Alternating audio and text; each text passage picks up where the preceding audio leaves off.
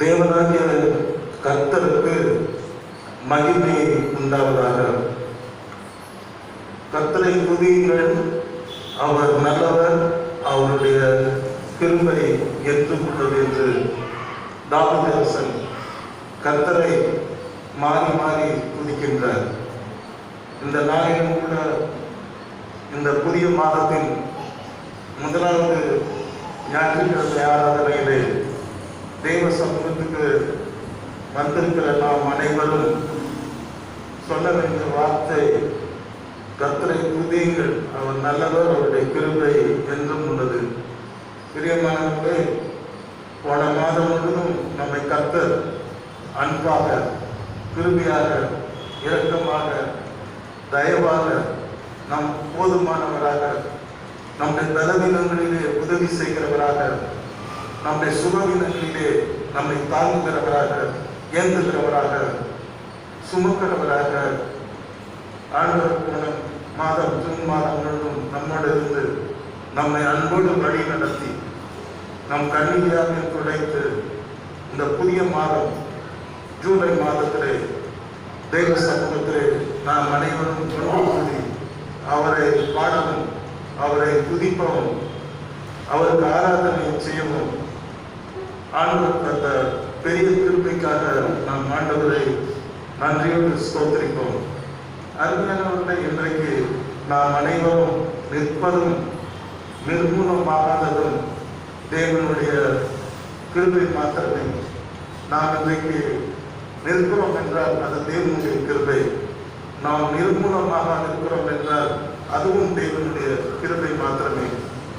எனக்கு அடிக்கடி ஞாபகம் வருகிற ஒரு சங்கீதத்திலே தேவன் கொடுத்த வாக்குத்தத்தம், கர்த்தர் உன்னை வேடனுடைய கண்ணிக்கும் பாழாக்கும் கொள்ளை நோய்க்கும் உன்னை தப்புவிப்பார், தமது சிறர்களாலே உன்னை மூடுவார். அருமையானவர்களே, இது நம்முடைய வாழ்க்கையிலே இன்றைக்கு நிறைவேறிக் கொண்டிருக்கிறது, நிறைவேறினது, நிறைவேறப் போகிறது. உலகம் முழுவதும் இன்றைக்கு நீங்கள் பார்த்தால் பிரான்ஸ்லிருந்து அமெரிக்காவில், இந்தியா முதல் உலகம் முழுவதும் 248 நாடுகள் இருக்கிறது. எல்லா நாட்டிலும் பயங்கரமான தொற்று நோய்கள், புதிய புதிய நோய்கள் எல்லாம் உருவாக்கி கொண்டு மனிதர்களை சீரழித்துக் கொண்டு மனிதர்களுடைய உயிரை சூறையாடி கொண்டிருக்கிறது. இந்த நாட்களிலே தேவன் நம்மின் கிருபையாய்த்து வேடனுடைய கண்ணிக்கும் பாழாக்கும் கொலை நோய்க்கும் ஆண்டவர் நம்மை இல்லாத வரை தப்புவித்து வருகிறார். தமது சிறகுகளினாலே நம்மை மூடி வருகிறார்.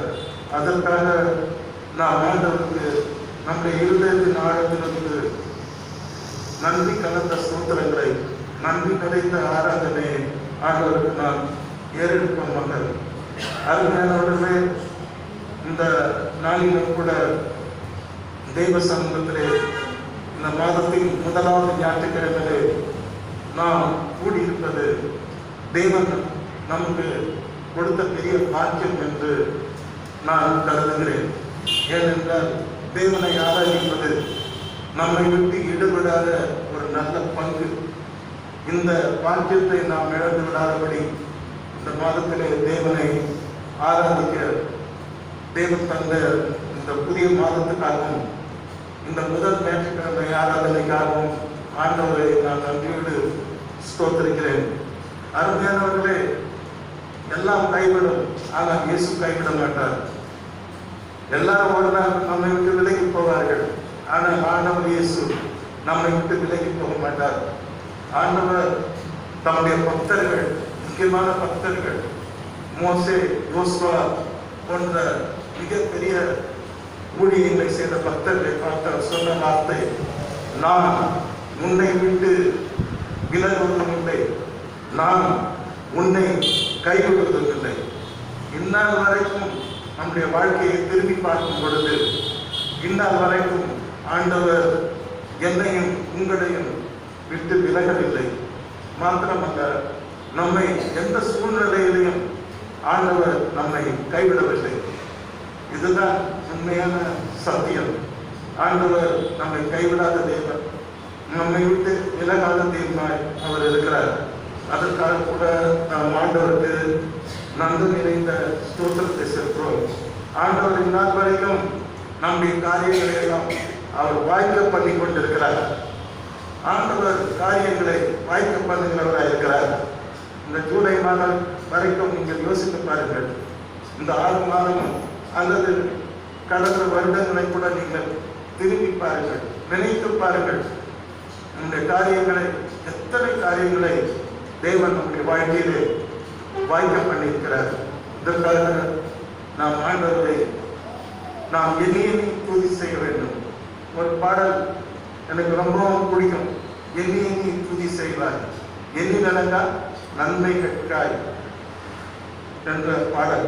இன்றைக்கு நாம் எண்ணி பார்த்து ஆண்டவரை நினைத்து பார்த்து ஆண்டவருக்கு துதி செலுத்த வேண்டும். அதற்காகவே நாம் இங்கே கூடியிருக்கிறோம்.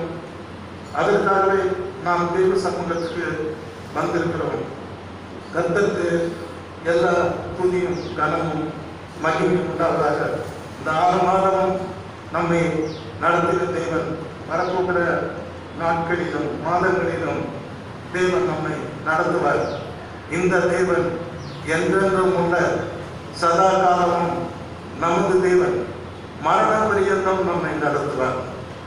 எதுவரைக்கும் நடத்துவார் என்றால் மரண பரியந்தம் நம்மை அவர் நடத்த நல்லவராக, வல்லவராக, போதுமானவராக, கிருபை நிறைந்தவராக, இரக்கம் நிறைந்தவராக, மனதுக்கமுடையவராக, நமக்காக பரிதபிக்கிறவராக இருக்கிறார். அவருக்கு எல்லா துதியும், எல்லா கனமும், எல்லா மகிமையும் உண்டாவதாக. ஆண்டவருக்கு ஸ்தோத்திரம். அருமையானவர்களே, இந்த காலையிலே நம்முடைய தியானத்துக்கு எடுத்துக்கொண்ட பாடம் என்னவென்றால், நாம் இந்த ஆராதனைக்கு பிற்பாடு ஐக்கிய திருவிற்கு ஆராதனையிலே பங்கு பெறப் போகின்றோம். கர்த்தருக்கு மகிமை உண்டாவதாக. ஆண்டவர் அப்பத்தை எடுத்து அதை விட்டு சீடர்களை அன்போடு பார்த்து அவர்களுக்கு அந்த அப்பத்தை கொடுக்கிறார். கொடுக்கும்போது சொல்லுகிறார், இது உங்களுக்காக பிற்கப்படுகிற என்னுடைய சரீரம். என்னை நினைவு கூறும்படி இதை செய்யுங்கள் என்றார். வேதம் சொல்லுகிறது, அவர்கள் போஜனம் பண்ணின பின்பு ஆண்டவர் பாத்திரத்தை எடுக்கிறார். நீங்கள் எல்லாரும் இதில் பானம் பண்ணுங்கள். கம்பல்சரியாக. It is not a request, it is a command. கட்டளை இடுகிறார். நீங்கள் எல்லாரும் 12 பேரும் இதில் பானம் பண்ணுங்கள். இது பாவ மன்னிப்பென்று உங்களுக்காக சிந்தப்படுகிற என்னுடைய இரத்தமாயிருக்கிறது. என்னை நினைவு கூறும்படி இதை செய்யுங்கள் என்றார்.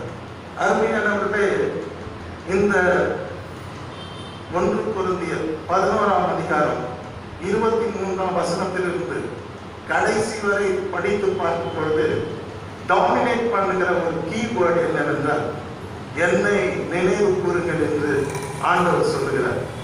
சாதாரண ஒரு மனிதன் ஒருவர் மேல் அவனுக்கு அதிக அன்பு இருக்குமானால் அவன் சொல்வான், என்னை மறந்துடாதீங்க, என்னை நினைச்சிட்டு இருக்கான். அன்புள்ளவர்களை மாத்திரம். இவருக்கும் அன்பு இருக்கும், அவருக்கும் அன்பு இருக்கும். 2 பேர் கெமிஸ்ட்ரி ஒன்றாகும். இவர் சொல்வார் அவரை பார்த்து, மறந்துட போற, நான் இவ்வளவு அன்பு வச்சிருக்கேன், என்ன மறந்துடாது. அவர் சொல்றார், நீ என்ன மறந்துடாத, நான் உங்களை எவ்வளவு அன்பு வச்சிருக்கேன். கடைசி நேரம் ஆண்டவர் சிலுவையிலே உலகத்தின் பாவத்தை சுமந்து தீர்க்க தன்னுடைய ஜீவனை கொடுக்க போகிற நேரம் வந்துவிட்டது. அப்பா அவர் சொல்றார், தனக்கு அன்பான சீஷரை பார்த்து, நீங்கள் என்னை நினைவு கூறும்படி இதை செய்யுங்கள் என்றார். ஏன் அவங்க நினைவு கூற மாட்டார்களா? ஒரு சமயம் மறந்து போகலாம் என்று ஆண்டவருக்கு சந்தேகம் வந்துவிட்டது. ஆகவேதான் அதை அழுத்த திருத்தமாக சொல்லுகிறார்.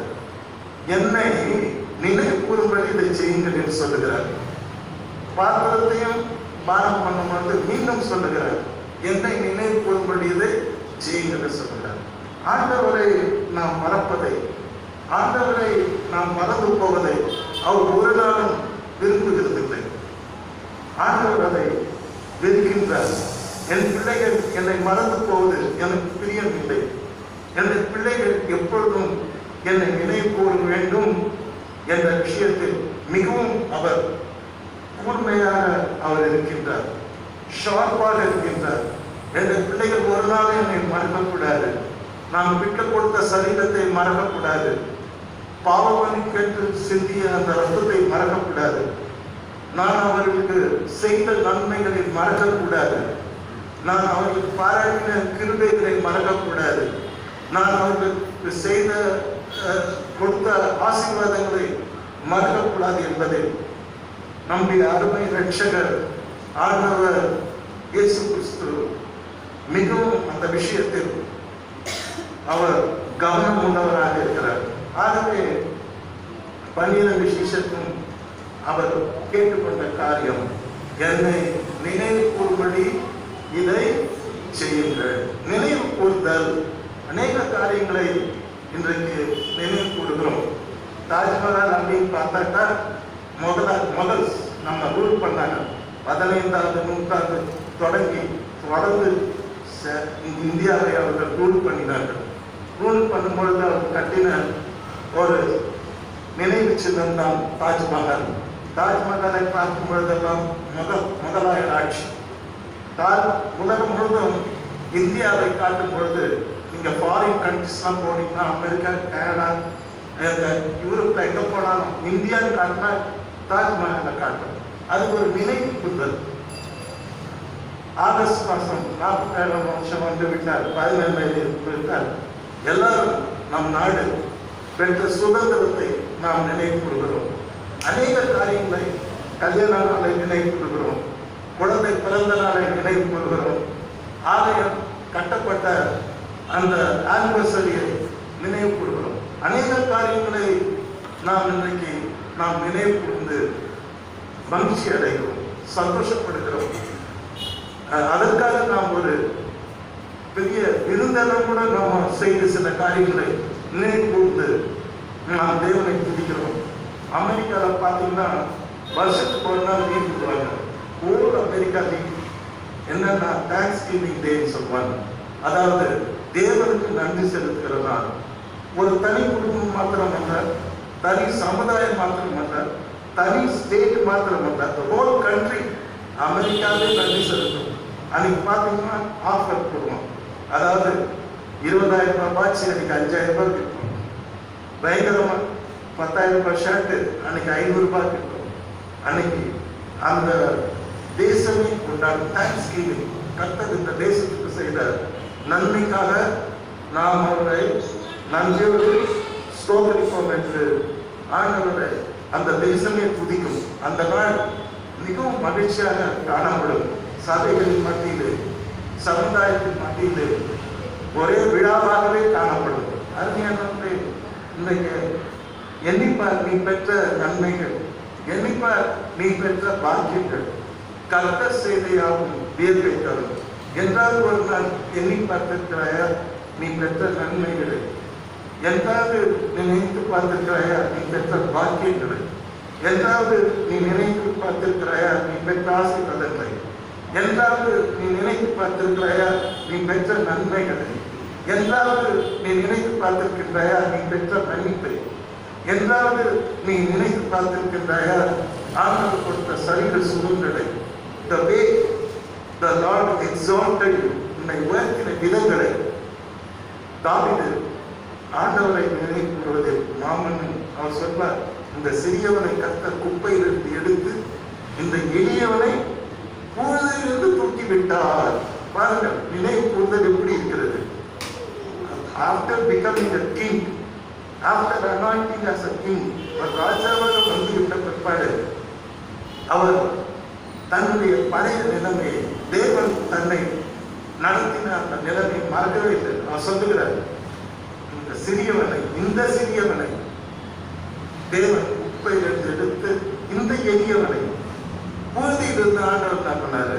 தூக்கிவிட்டார். பிகாஸ் நவ் ஐ ஆம் கிங், அனாயிண்டட் கிங், பிகாஸ் கர்த்தர் என்ன தூக்கிவிட்டார் என்று சொல்லுகிறார். அருமையானவர்களே, இன்றைக்கு அப்படி சொல்லுகிறார். ஒரு சுவாபம் உங்களுக்கு இருக்குமானால் உண்மையிலே நீங்கள் தேவனால் ஆசீர்வதிக்கப்பட்டவர்கள். தேவன் உங்களிலே மகிழ்ச்சியா இருப்பார். கர்த்தருடைய பரிசுத்த நாமத்துக்கு மகிமை உண்டாவதாக. அருமையானவர்களை, இன்றைக்கு நம்முடைய செய்தியின் தலைப்பு, இன்றைக்கு நாம் எடுத்துக்கொண்ட தியானம் என்னவென்றால் நினைவு கூர்தல். கர்த்தருடைய பரிசுத்த நாமத்துக்கு ஸ்தோத்திரம் உண்டாவதாக. Remember me. God is asking you, each and every one of you, God is asking you, remember me. உங்க பேரை சொல்லி கர்த்தர் சொல்வார், remember me, remember me, remember me. இதற்கு எதிர் வார்த்தை என்ன மறந்து விட வேண்டாம், மறந்து விட வேண்டாம், மறந்து விட வேண்டாம். ஆண்டவர் இயேசு கிறிஸ்து என்னை நினைவு கூறும்படி இதை செய்யுங்கள் என்றார். அருமையானவர்களே, இன்றைக்கு என்னாகமம் புஸ்தகம் 15ஆம் அதிகாரம் 39ஆம் வசனம் 40வது வசனத்தை நாம் பார்க்கும் பொழுது ஆண்டவர் தம்முடைய ஜனங்களுக்கு ஒரு விசேஷ கட்டளையை கொடுப்பார். அந்த கட்டளை என்னவென்றால், நீங்கள் பின்பற்றி சோரம் போகிற என்று சொல்லுகிறார். கர்த்தருக்கு மகிமை உண்டாவதாக. நீங்கள் பின்பற்றி சோரம் போகிற. சோரம் போகுதல் என்றால் நிறைய பேருக்கு தெரியாது என்று தான் நான் நினைக்கிறேன். அது தமிழ் வார்த்தை, தூய தமிழ் வார்த்தை, கிராமட்டிக்கல் வேர்டு. நீங்கள் ஏதோ ஒன்றை பின்பற்றுகிறீர்கள், அதை பின்பற்றுவதன் மூலமாக சோரம் போகிறீர்கள் என்று சொல்லுகிறார். சோரம் போகுதல் என்றால் என்ன? இதற்கு விளக்கம் தாவீது 73 சங்கீதம் 27ஆம் வசனம் 28ஆம் வசனத்தில் கொடுக்கிறார். இதோ உம்மை விட்டு தூரமாய் போகிறவர்கள்.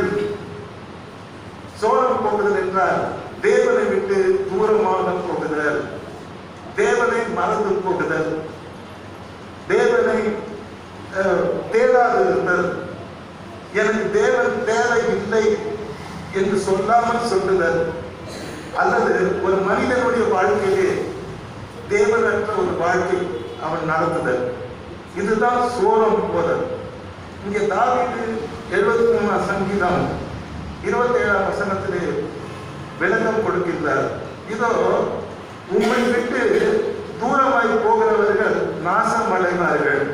எனக்கு சொல்ல கொஞ்சம் கூச்சமாக தான் இருக்கு. நாசம் அடைவார்கள் இந்த வார்த்தையை சொல்லவும் உச்சரிக்கவும் நான் தயங்குகிறேன். ஆனால் இது தேவனுடைய வார்த்தை, இதை நான் சொல்லியே ஆக வேண்டும். தேவனை விட்டு யார் தூரம் போனாலும் உருப்படுவீங்கன்னு மாத்திரம் தயவு செய்து நினைக்க வேண்டாம். நாசம் அடைவார்கள் என்று அங்கே எழுதப்பட்டிருக்கிறது. அடுத்து 28ஆம் வசனத்தில் உம்மை விட்டு சோரம் போகிற அனைவரையும் நீ சங்கரிப்பீர் என்று சொல்லுகிறார். ஏன் இவ்வளவு கோபம்? கர்த்தருக்கு ஏன் இவ்வளவு கோபம்? நிச்சயமா கோபப்படுவார். அவர் நமக்கு இவ்வளவு நன்மை செய்து ஜீவனை கொடுத்தோம், என்ன நமக்கு எல்லாத்தையும் கொடுத்தோம், நம்ம பேத்தியம், நம்ம அவரை விட்டு தூரம் போறோம்னா, அவரை நாம மதிக்காம போறோம்னா, அவரை கனம் பண்ணாம ஒரு வாழ்க்கை நடத்துறோம்னா ஏன் தேவனுக்கு கோபம் வராது? கட்டாயம் கோபம் வரும். தேவனுடைய ஒரு சுவாபத்துல நிறைய சுவாபங்கள் இருக்கு. அது ஒரு சுவாபம். தேவன் கோபம் கொண்டவரானார். பைபிள்ல நீங்க நிறைய இடத்துல பார்க்கலாம். ஓல்டு டெஸ்ட்மெண்ட்ல நிறைய பார்க்கலாம். கர்த்தர் கோபம் கொண்டவரானார். கர்த்தர் இஸ்ரவேல் ஜனங்கள் மேல் கோபம் கொண்டவரானார். இங்கே அந்த கோபம் பேசுகிறது. இதோ உம்மை விட்டு கர்த்தரை விட்டு தூரம் போகிறவர்கள் நாசம் அடைவார்கள். உம்மை விட்டு சோரம் போகிற அனைவரையும் நீ சங்கரிப்பி. கர்த்தரை சங்கரிப்பார். சங்கரிப்பது என்னன்னு தெரியுமா? சங்கரிக்கிறது என்கிறது அப்படியே டெஸ்ட்ராய் பண்றது ஒரு மனிதனை. கடைசி மூமெண்ட் இருக்கிற வரைக்கும் அவனை ஓடி விரட்டி அழிக்கிறது. ஆனால் எனக்கு அருமையானவர்களே, அதை சொல்லிட்டு தாவீது சொல்வார், எனக்கோ தேவனை அண்டிக் கொண்டிருப்பதே நலம். My choice. தேவனை அண்டிக் கொண்டிருப்பது எனக்கு ஆசீர்வாதம், எனக்கு நல்லது, எனக்கு நன்மை, எனக்கு பலம், எனக்கு வெற்றி, எனக்கு ஆசீர்வாதம். இன்றைக்கு நாம் தேவனை விட்டு தூரம் போய் யாரை அண்டிக் கொண்டிருக்கிறோம்?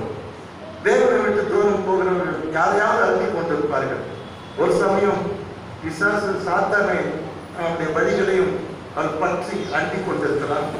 மனிதர்களை நம்பி அவர்களை அண்டிக் கொண்டிருக்கலாம். பிரபுக்களை, ராஜாக்களை, அதிகாரங்களை, ஞானத்தை, பலத்தை அல்லது ஐஸ்வர்யத்தை அல்லது அவர்களுடைய ஏதோ ஒரு மேன்மையான காரியத்தை அவர்கள் அண்டிக் கொண்டிருக்கலாம். ஆனால் அது ஒரு நாள் உன்னை வெட்கப்படுத்தும். அது ஒரு நாள் உன் வாழ்க்கையை நாசமடை செய்யும். ஒரு நாள் அது தேவன் உன்னை சங்கரிக்கவும் உன்னை கைவிடவும் செய்யும். ஆனால் தாவீது சொல்றார், தேவனை விட்டு தூரமா போறவன் நாசமா அடைவான். அவன் எப்படின்னா போட்டோம். தேவனை விட்டு தூரமா போறவன் சங்கரிக்கப்படுவான். தேவன் அது அவன் எப்படின்னா போட்டோம். ஆனால் நான் my policy, my vision, my trust தேவனை அண்டிக் கொண்டிருப்பது எனக்கு நலம் என்று சொல்கிறார்.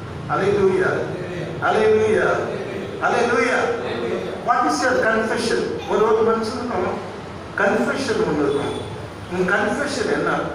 நான் தேவனை அண்டிக் கொண்டிருப்பதால் என்னுடைய தரிசனம், தேவனை அண்டிக் கொண்டிருப்பதால் என்னுடைய நோக்கம், என்னுடைய கோல், தேவனை அண்டிக் கொண்டிருப்பதால் என்னுடைய இலக்கு. அநேகர் மனிதனை அண்டிக் கொண்டு மாண்டு போகிறதை பார்த்திருக்கிறேன். புருஷனை அண்டிக் கொண்டு அவனாலே அழிவதை பார்த்திருக்கின்றேன். மனைவியை அண்டிக் கொண்டுகிறவர்கள், பிள்ளைகளை அண்டிக் கொண்டுகிறவர்கள், நண்பர்களை அண்டிக் கொண்டுகிறவர்கள், சமுதாயத்திலே பல காரியங்களை அண்டிக் கொள்கிறவர்கள் கடைசியில் அவர்கள் பயங்கரமாக தோற்று போவதை, ஏமாற்றம் அடைவதை, அவர் வெட்கப்பட்டு போவதை, அவர் லட்சியம் எழுதுவதை நான் பார்த்திருக்கின்றேன். அருமையானவர்களே, தாவீது எவ்வளவு அழகா சொல்றாரு பாருங்க. எனக்கோ தேவனை அண்டிக் கொண்டிருப்பதே நலம்.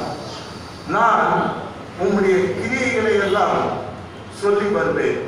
I will talk about your works. I will talk about your wonders. I will talk about your miracles. I will talk about your greater things. I won't keep quiet. நான் அமைதியா இருக்க மாட்டேன். உம்மை அண்டிக் கொண்டு அமைதியா இருக்க மாட்டேன். நான் உம்முடைய கிரியைகள் எல்லாம் சொல்லி வருவேன் என்று ஒரு எவ்வளவு பெரிய மனிதர்கள் அவருடைய அறிக்கை பார்த்தீங்கன்னா, இன்றைக்கு நாம் இந்த சமுதாயத்திலே தேவனுடைய கிரியைகளை எல்லாம் சொல்லுகிறோமா, சொல்லிக் கொண்டு வருகிறோமா என்பதை நாம் தேவ சமூகத்திலே நினைத்து பார்ப்போம். கர்த்தருக்கு மகிமை உண்டாவதாக. இதெல்லாம் சொல்லிட்டு சொல்லுவார், மெதுவா நான் ஆண்டவர் மேல் நம்பிக்கை வைத்திருக்கிறேன் என்று சொல்லுவார். கர்த்தருடைய பரிசுத்த நாமத்துக்கு மகிமை உண்டாவதாக. இந்த செய்தி ஏன் இப்பொழுது பேசப்பட்டது என்றால், தேவன் இஸ்ரவேல் ஜனங்களை பார்த்து சொல்லுகிறார். எங்கே பார்த்து சொல்லுகிறார்? என்னாகமம் 15:39 அவரை பார்த்து சொல்லுகிறார், நீங்கள் பின்பற்றி சோரம் போகிற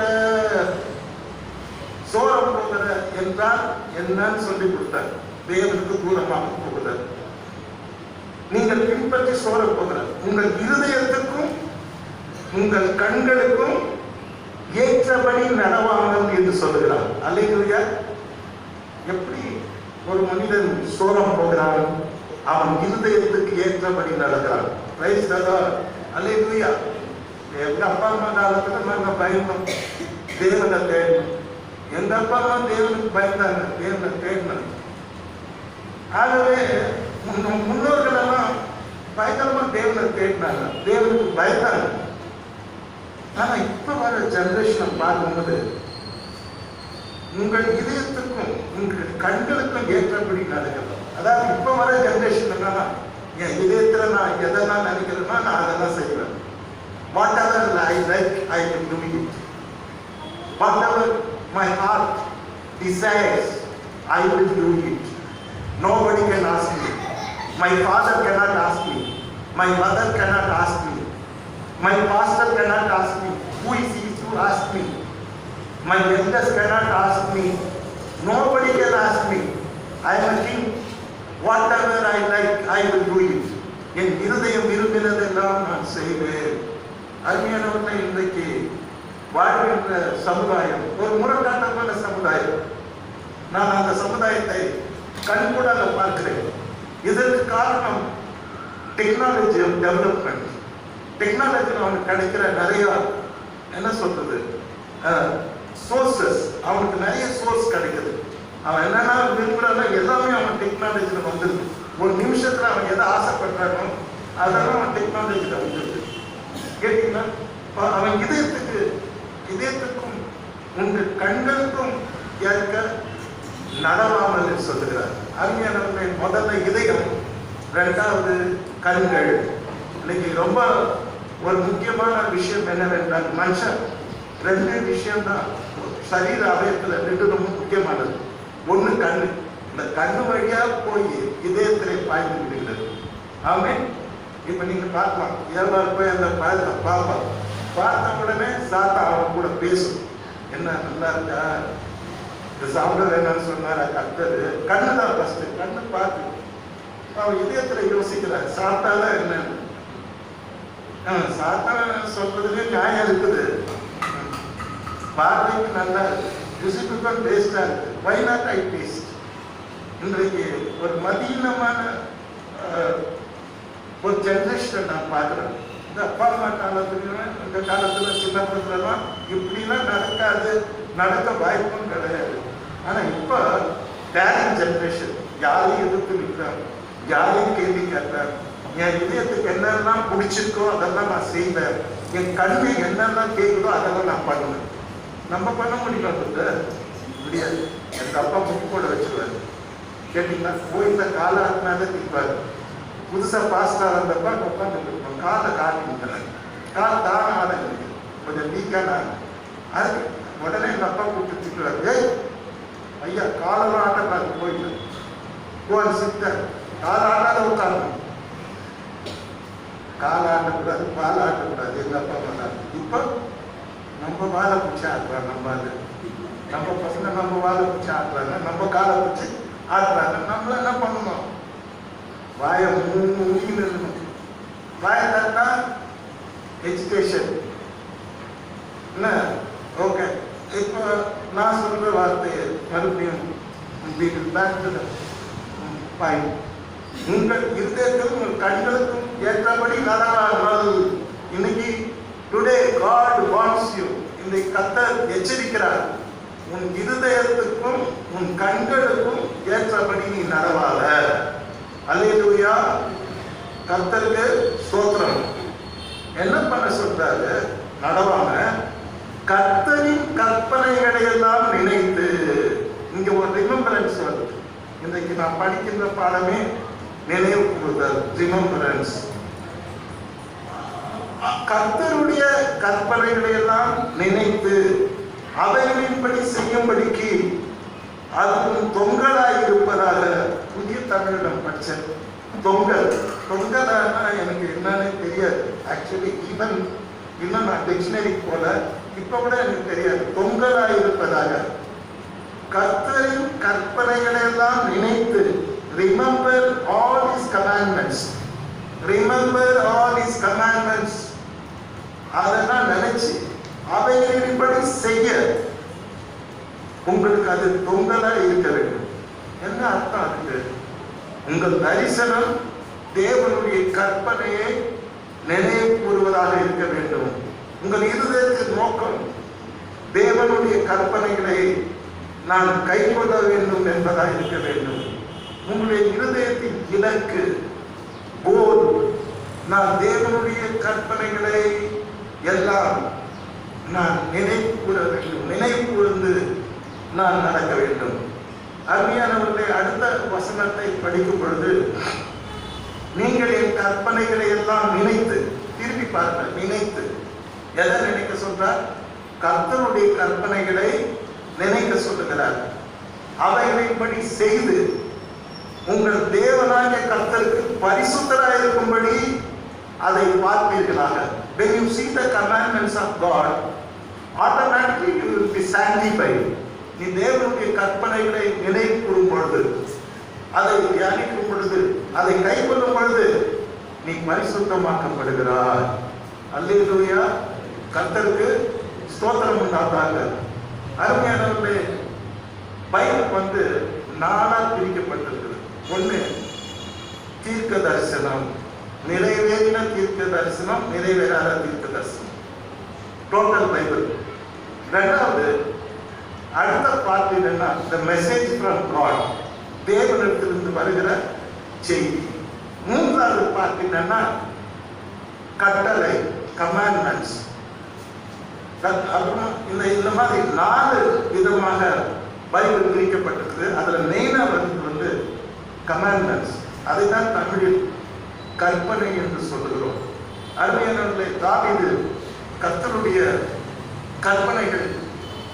கற்பனைகளை நினைவு கூறுவதை மிகவும் வாஞ்சிவிட்டவர். அவர் சொல்லுகிறார், 19ஆம் சங்கீதம் 8ஆம் வசனத்தில் தாவீது சொல்லுகிறார், கர்த்தருடைய நியாயங்கள் செம்மையும் இருதயத்தை சந்தோஷிப்பிக்கிறதுமா இருக்கிறது. கர்த்தருடைய கற்பனை, the commandment of God, கர்த்தருடைய கற்பனை தூய்மையும் கண்களை தெளிவிக்கிறதுமா இருக்கிறது.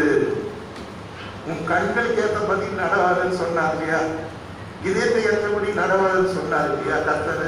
ஆனா இங்க பாருங்க, கர்த்தருடைய கற்பனையை நாம் நினைவு கூறும் பொழுது அது நம்முடைய கண்களை தெரிவிக்கிறது.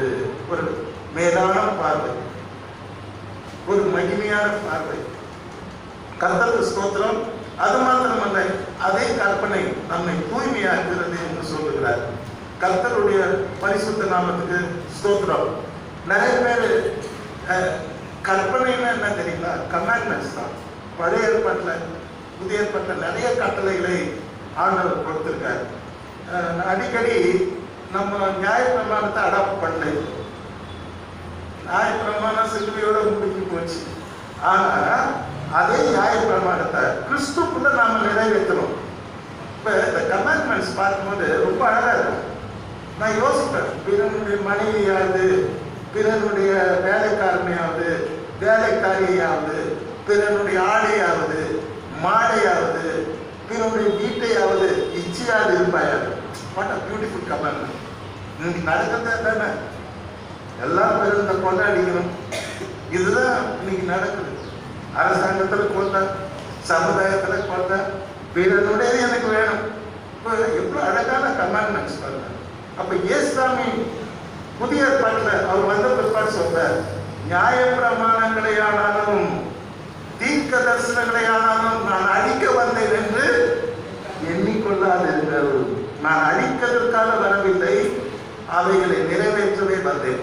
நியாய பிரமாணத்தை நான் கிறிஸ்துக்குள்ளே நிறைவேற்ற முடியும். It is possible with God, with Christ, to fulfill all His commandments. அருமையானவர்களே, 119ஆம் சங்கீதம் 47ஆம் வசனத்திலே தாவீது சொல்லுகிறார், நான் பிரியப்படுகிற உமது கற்பனைகளின் பேரில் மகிழ்ச்சியா இருப்பேன். நான் உம்முடைய கற்பனை என்றாலே எனக்கு மகிழ்ச்சி. என் மகிழ்ச்சியே உங்களுடைய கற்பனை என்று அவருடைய கற்பனையை புகழ்கிறார். உன் வாழ்க்கையில் என்னைக்காவது ஒரு நாள் பைபிளை படிச்சுட்டு ஆண்டவருடைய வார்த்தை கற்பனை எவ்வளவு நல்லா இருக்கு, அது எனக்கு மகிழ்ச்சியா இருக்குது என்றாவது ஒரு நாள் நீங்கள் சொல்லியிருக்கிறீரா? அப்படி சொல்லியிருந்தால் கர்த்தருக்கு மகிமை, கர்த்தர் உன்னை ஆசீர்வதிப்பார். அருமையானவர்களே, இந்த ஆவிக்குரிய வாழ்க்கையை தேவன் இன்றைக்கு நம்மிடத்தை எதிர்பார்க்கிறார். இப்பேற்பட்ட ஒரு ஆவிக்குரிய ஒரு ஜீவித்தை இன்றைக்கு ஆண்டவர் நம்மிடத்தில் எதிர்பார்க்கிறார். அவரை விட்டு தூரம் போவதை தேவன் எதிர்பார்க்கவில்லை. சொல்றார், நான் பிரியப்படுகிற உமது கற்பனைகளை பேரில் நான் மனம் மகிழ்ச்சியா இருப்பேன். I am so happy with your commandments. எவ்வளவு மகிழ்ச்சியானது உடைய கற்பனைகளை எனக்கு ரொம்ப பிரியமா சொல்றார், மனம் மகிழ்கிறார். இன்னைக்கு பைபிளுக்கு இடம் உண்டா? கர்த்தருடைய கற்பனைகளுக்கு உங்க வாழ்க்கையில இடம் உண்டா? இதயத்துல இடம் உண்டா? கண்கள்ல இடம் உண்டா? அது மாத்திரம் இல்ல, கர்த்தருடைய கற்பனைகளை பற்றி தாவீது பேசும்பொழுது 119 சங்கீதம் 98 வசனத்திலே சொல்லுகிறார், நீர் உம்முடைய கற்பனைகளை கொண்டு என் சத்துருக்களிலும் என்னை அதிக ஞானம் உள்ளவனாக்குகிறீர். Price the Lord. அல்லேலூயா. அருமையானவர்களே, இந்த கற்பனையெல்லாம் நீங்க படிக்க உங்க விரோதியை விட நீங்க அறிவாளி ஆயிடுவீங்க. உங்க விரோதியை விட ஞானம் உள்ளவனாயிடுவீங்க. எவ்வளவு சந்தோஷம். தெளிவாக சொல்லுகிறார், உங்களுடைய கற்பனைகளை கை கொண்டு என்னை என் சத்துருக்களிலும் அதிக ஞானம் உள்ளவனாக்குகிறீர். கர்த்தர் அவருடைய கற்பனைகளை கை கொண்டு நடக்கும் பொழுது நம்ம விரோதியை நாம களம் எடுக்கலாம். நம்ம விரோதி, நம்மை ஜெயிக்கிற விரோதி, அவன் இல்பொருள் ஆவான். அவன் தேடியா அவனை காணாது இருப்பீங்க. கர்த்தர் நம்ம விரோதி நம்ம ஒண்ணுமே செய்ய முடியாத அளவுக்கு கர்த்தர் பெரிய ஞானத்துல ஆண்டவர் கொண்டு போய் விடுவாராம். ஆண்டவருடைய கற்பனை சாதாரணமாக நினைக்க வேண்டாம். அது உன்னை ஞானம் உள்ளவனாகும். உன்னை ஞானம் உள்ளவனாகவும் கர்த்தருடைய பரிசுத்த நாமத்துக்கு ஸ்தோத்திரம். 119 சங்கீதம் 127 வசனத்திலே தாவீது அழகாக சொல்றார், ஆண்டவரே, நான் பொன்னிலும் பசும் பொன்னிலும் அதிகமாய் உமது கற்பனைகளில் பிரியப்படுகிறேன் என்று சொல்லுகிறார். Price the Lord. அல்லேலூயா. தங்கம் மேல டெய்லி ஏறுதுங்க. எல்லாரும் என்ன ஆசை?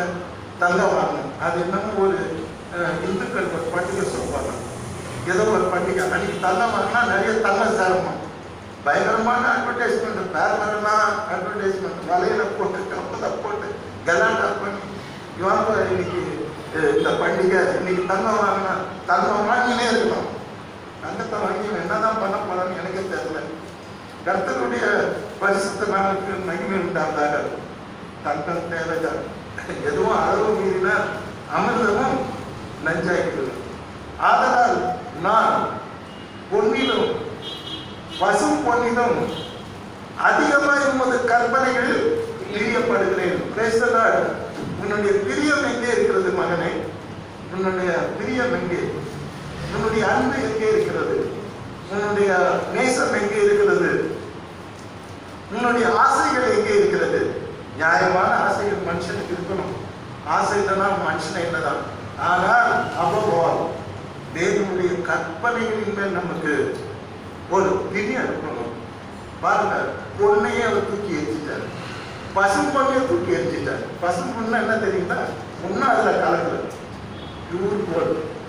Pure gold, no mixing. Mix பண்ணாதான் ஒரு நகையை ஏதோ செய்ய முடியும், இல்லைன்னா கொஞ்சம் துண்டா உடஞ்சிடும். Pure gold. பொன்னிலும் பசும் பொன்னிலும் அதிகமாய், அதுவும் பாருங்க எக்ஸாஜரேஷன், அதிகமாய் நான் உம்முடைய கற்பனைகளை நான் என்ன பண்ணுகிறேன்? பிரியப்படுகிறேன். இன்னைக்கு பைபிள் படிச்சீங்களா? படிச்சிருக்க மாட்டீங்களா? தோசை தின்னீங்களா? தின்னிருப்பீங்களா? இட்லி சாப்பிட்டீங்களா? 4 இட்லி சாப்பிட்டுருப்பீங்களா? சட்னி சாம்பார்லாம் சாப்பிட்டுருக்கீங்களா? இல்லைன்னா இது என்னது என்னமோ ஆர்டர் பண்றாங்க, அவனே கொண்டாந்து கொடுத்துருவோம். காலையில என் வீட்டில் பாஸ்தாமா பாவம் எங்கேயும் ஆர்டர் பண்ணிட்டு வராம 1.5 மணி நேரம் வரவே இல்லை. பொங்கலும் வரல, இட்லியும் வரல, காத்து கடைசியில் கேன்சல் பண்ணி விட்டாங்க. கேன்சல் பண்ணிட்டு அப்போ போய் செய்யறாங்க. 5 நிமிஷத்துல ஒரு விடணும். அது அப்போ போய் செய்திருக்கலாம். இல்லை, அது பேர் என்னது? ஸ்விக்கி. அதெல்லாம் என் வாயில ஏன் பார்த்து நமக்கு அதோட கனெக்ஷன் கிடையாது, டீலிங்ஸ் கிடையாது. ஸ்விக்கி பேரை சொன்னாலே ஒரு மாதிரி ஒரே வாயில இப்படியே பொங்கல் தின்ற மாதிரி இருக்குது. காலையில பாஸ்ட் நம்ம பயங்கரமா ஏமாறுது. அடுத்தது ஸ்ரோத்திரம். அருமையானவற்றை இன்றைக்கு பொன் பசும் பொன்னினும் அதிகமாக நான் உங்களுடைய கற்பனைக்கு பிரியப்படுகிறேன். ப்ளீஸ் நீங்க உங்களுக்கு மனத்தில் இருக்கணும். புரியுதா? சும்மா இந்த செல்போனை வச்சுன்னு ஆட்டம் போடாது. செல்போன் நல்லதுதான், அது இதெல்லாம் இனிமேல் வாழ முடியாது. சும்மா டைமை வேஸ்ட் பண்ணக்கூடாது. பைபிள் படிக்கணும். நீ பைபிள் படிச்சீங்கன்னா அதுதான் அதுக்காக வந்தேன். ஸ்விக்கிக்கு அதுக்காக தான் போனேன். அப்புறம் மறந்துட்டேன். நல்ல காலம் கத்த ஞாபகப்படுத்துறேன். என்ன காலையில் இட்லி சாப்பிட்டீங்கன்னா சாப்பிட்டுருப்பாங்க. இட்லி தோசை சாப்பிட்டேன்னா பின்னாடி கேட்கலாம்னா தோசை சாப்பிட்டேன்னா பொங்கல் வடை எல்லாம். ஆனால் நீ பைபிள் படிச்சிருக்க மாட்டீங்க. நிச்சயமா இந்த பாதி பேர் மூஞ்ச பார்த்தாலே தெரியும். பைபிள் படிக்கிற மூஞ்சி கொடுத்த பார்த்தாலே தெரியும். ஜபம் பண்ற மூஞ்சி பார்த்தாலே தெரியும். அது பைபிள் படிக்காத ஜபம் பண்ணாத மூஞ்சி. அது என்னதான் பவுடர் அடிச்சிருந்தாலும் என்னதான் அது பியூட்டி பார்லர் போய் வந்திருந்தாலும் அதுக்குள்ள ஒரு ஈடு இருக்கும். புரியுதுங்களா? ஜபம் பண்ற மூஞ்சி பார்த்தாலே அது ஸ்வீட்டா இருக்கும். ஜபம் பண்ணுவாங்க பிரசங்கம் பண்ணாலே பயமா இருக்கும். ஜபம் பண்ணுவாங்க பாட்டுனாலே பயமா இருக்கும். அது ஒரு வல்லமை பார்க்கலாம். நீங்க நான் அதெல்லாம் பார்ப்பேன். சில பேர் பார்த்து நடத்துவாங்க பிள்ளைங்க. ஒரு பவர் இருக்கும். பவர் எப்படி வருதுன்னா தேவனோட கனெக்டடா இருக்கு. அருமையானவர்களே, அடுத்து நம்ம பேசிக்கிட்டு போனா நிறைய பேசினோம். 119 131 வசனத்தில் உம்முடைய கற்பனைகளை நான் வாஞ்சிக்கிறபடியால் என் வாயை ஆவென்று திறந்து அவைகளுக்கு ஏற்றுகிறேன். அதே என்ன மனுஷன் இருக்கிறேன். தாவீது என்ன மனுஷன். அதான் கர்த்தர் சொன்னார், தாவீது என் இருதயத்துக்கு ஏற்றவர். யாரை பத்தி அப்படி சொல்லல. மோசே பத்தி சொல்லல, யோசுவா பத்தி சொல்லல, ஆபிரகாம் பத்தி சொல்ல. சிநேகிதன் என்ன சொன்னாரு, அது வேற விஷயம். ஆனா தாவீது அவர் ரொம்ப நேசிச்சாரு. தாவீது என் இருதயத்துக்கு ஏற்றவர், இந்த சித்தப்படியெல்லாம் செய்வான் அப்படின்னு சொல்லி அவனை இருதயத்துக்கு ஏற்றவர் ஆண்டவர் சொல்லிட்டார். ஏன் அப்படி சொல்றாருன்னா இந்த வசனம் ஒரு காரணம். உம்முடைய கற்பனைகளை நான் வாஞ்சிக்கிறபடியா, because I love your commandments, என் வாயை ஆவென்று திறந்து அதை ஏங்குகிறேன். என்ன ரொம்ப சின்ன பிள்ளைத்தனம் மாதிரி ஒரு பக்கம் இருக்கு. ஆனா அவன் சின்ன பிள்ளையாவது தேவன் கிட்ட இருக்கார். அல்லேலூயா. அது என் வாயை ஆவென்று திறந்து அதை எனக்கு ஏங்குகிறேன். ஒரு பக்கம் ஆண் வாயை திறக்கிறாரு. எதுக்கு? காலங்காத்தால 4 மணிக்கு போய் முழங்கால் போட்டு அவருடைய கற்பனைகளுக்காக அவர் வாயை ஆவென்று திறந்து அவைகளுக்கு ஏங்குகிறார். நீ எதுக்குமா ஏங்குற? தாயே தாயே நீ எதுக்கு ஏங்குகிற? நீ ரொம்ப கேவலமானதுக்கெல்லாம் ஏங்குகிற மனிதர்களை நான் பார்க்கின்றேன். மிகவும் கேவலமான காரியங்களுக்கு உயிரை விடுற மனிதர்களை நான் பார்த்திருக்கின்றேன். மிகவும் கேவலமான காரியங்களுக்கு சண்டை போட்டு குடும்பத்தை நாசம் பண்ணுகிற நாசக்காரிகளை நாசக்காரர்களை நான் பார்த்திருக்கின்றேன். What for? நீ எதற்காக இயங்குகிறாய்? உன் ஏக்கம் இல்லை. ஏக்கம் என்பது ரொம்ப அருமையான ஒரு வார்த்தை. தர்மம் ஆண்டவர்கிட்ட ஜபம் பண்ணும்போது ஆண்டவரே என்னுடைய ஏக்கங்கள் எத்தனையோ நீ தீர்த்தி, உனக்கு கொடாக்கொடி ஸ்தோத்திரம். என் பசியை தீர்த்தி கொடாக்கொடி ஸ்தோத்திரம். என் தாகங்கள் என் ஏக்கங்கள் எல்லாத்தையும் தீர்த்து வச்சுக்க சாமி. நான் சந்தோஷமா இருக்கேன், தேங்க்ஃபுல்லா இருக்கேன்னு டெய்லி சொல்றேன். ஏன்னா ஆண்டவர் எத்தனையோ ஏக்கங்களை எனக்கு அவர் தீர்த்து வச்சிருக்காரு. நான் மவுண்ட் ரோட்ல போகும்போது சின்ன பையனா ஒரு 17 வயசு அப்படி இருக்கும். போவேன், அமெரிக்கன் எம்பசி பார்ப்பேன், ஜார்ஜ் கத்தர் பார்ப்பேன், இந்த பக்கம் பார்ப்பேன். பெரிய பெரிய ஆஃபீஸ் இருக்கும், ட்ரமெண்டஸா இருக்கும். யோசிப்பேன், இதெல்லாம் நம்ம வேலை செய்ய முடியுமான்னு யோசிப்பேன். ஆனால் கத்தருக்கு சொல்லுவோம், எந்த யோசித்தேன்னா அதே மவுண்ட் ரோட்ல கண்ணமாட்டு 7 அடுக்கு மாடி, 7வது மாடியில் இன்கம் டேக்ஸ் இருக்கும். ஆனால் இன்கம் டேக்ஸ் சார்ஜ் எதுக்காது, அவங்களுக்கு இடம் இல்லைன்னு இங்க மவுண்ட் ரோட்ல கொண்டாந்து 7வது மாடியில வாடகை. என்னன்னா ஃபர்ஸ்ட் அப்பாயின்மெண்டே இருக்கு அங்கதான், கண்ணமாய்க்கு மவுண்ட் ரோட்ல எம்பசி எதிர்க்க. அப்பெல்லாம் தீவிரவாதமா கிடையாது. மத்தியானம் லைப்ரரியே நான் போற இடம் அமெரிக்கன் லைப்ரரி தான். அப்பெல்லாம் எல்லாருக்கும் ஃப்ரீ. இதெல்லாம் கிடையாது. இந்த சண்டை பாம்பு வைக்கிறது தீவிரம் 1970 இந்த பேச்சுக்கே இடம் இல்லை. இன்னும் கேட்டா டிவியே வரல, கம்ப்யூட்டர் வரல, செல்போன் வரல, ஏடிஎம் என்னன்னு தெரியாது, அதெல்லாம் வரல. அந்த காலத்துல எல்லாரையும் விடுவோம். லைப்ரரியில மெம்பர் ஆகலாம். மத்தியானத்துல போய் சாப்பாடு முடிச்சுட்டு லைப்ரரி போய் எப்படி பார்ப்போம். நல்லா பிரபாத்மான் அமெரிக்கன் லைப்ரரி. கர்த்தருக்கு மகிமை உண்டாவதாக. அருமையானவர்களே, இன்றைக்கு உங்களுடைய கற்பனைகளை நான் வாஞ்சிக்கிறபடியா என் வாயை ஆராய்ந்து திறந்து அவைகளுக்கு இக்கட்டும் நெருக்கமும் என்னை பிடித்தது, ஆனாலும் உம்முடைய கற்பனைகள் என் மன மகிழ்ச்சியாக இருந்தது என்று தாவீது 119வது சங்கீதம் 143ஆம் வசனத்திலே சொல்லுகிறார். தாவீதுடைய குடும்பத்திலே அவர் பார்க்காத பிரச்சனைகள் இல்லை, அரசாங்கத்திலே பார்க்காத பிரச்சனைகள் இல்லை, அவருடைய அரசியலிலே பார்க்காத பிரச்சனை இல்லை, அவர் பண்ணாத யுத்தங்கள் இல்லை. எனவே அவருடைய வாழ்க்கையிலே அதிகம் அவர் சந்தித்தது இக்கட்டு, தொல்லை, துன்பம், நெருக்கம், பாடுகள். ஆனால் இவைகளின் மத்தியிலே தேவனுடைய கற்பனைகள், தேவனுடைய வார்த்தைகள், தேவனுடைய வசனங்கள் அவருக்கு மனமகிழ்ச்சியா இருந்ததாக அவர் சொல்லுகிறார். அருமையானவர்களே, நாம் இன்றைக்கு தேவனுடைய கற்பனைகளை புறக்கணிக்கின்றோம். தேவனுடைய கற்பனை இக்கட்டிலிருந்து விடுவிக்கும், நெருக்கத்திலிருந்து விடுவிக்கும், தொல்லையிலிருந்து விடுவிக்கும், கண்ணீரிலிருந்து விடுவிக்கும், பலவீனத்திலிருந்து விடுவிக்கும், சுகவீனத்திலிருந்து விடுவிக்கும், பாடலிலிருந்து நம்மை விடுவிக்கும், நம்முடைய துக்கங்களிலிருந்து நம்மை விடுவித்து நம்முடைய துக்கங்களை சந்தோஷமாக மாற்றும். எனவே தாவீது சொல்லுகிறபடி இக்கட்டும் நெருக்கமும் என்னை பிடித்துக் கொண்டது, ஆனாலும் உன்னுடைய கற்பனைகளே எனக்கு மன மகிழ்ச்சியாக இருந்தது என்று சொல்லுகிறார். ஆகவே தேவனுடைய கற்பனைகளை நாம் நினைவு கூறுவோம்.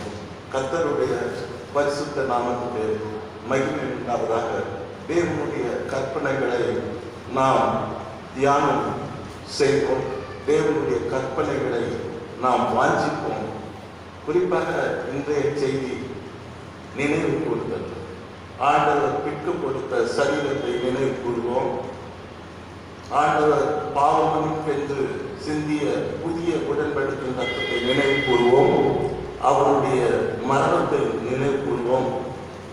நமக்காக ஜீவனை கொடுத்து மறித்து அடக்கம் பண்ணப்பட்டு உயிர் தேர்ந்ததை நினைவு கூறுவோம். ஆண்டவர் சீக்கிரம் வரப்போகிறார், நாம் அதையும் நினைவு கூறுவோம். குறிப்பாக நாம் இன்றைக்கு படித்த பாடத்தின்படி ஆண்டவருடைய கற்பனைகளை நாம் நினைவு கூறுவோம். ஆண்டவருடைய கற்பனைகளை நாம் நினைவு கூறும்போது, அதை கைக்கொள்ளும் பொழுது நாம் தேவனுக்கு பரிசுத்தர்களாக, ஆசீர்வதிக்கப்பட்டவர்களாக, தேவனுடைய நாமத்தை மையப்படுத்துகிற மக்களாக நாம் வாழ்வோம். கர்த்தர் தாமே உங்கள் அனைவரையும் ஆசீர்வதிப்பாராக. ஆமென்.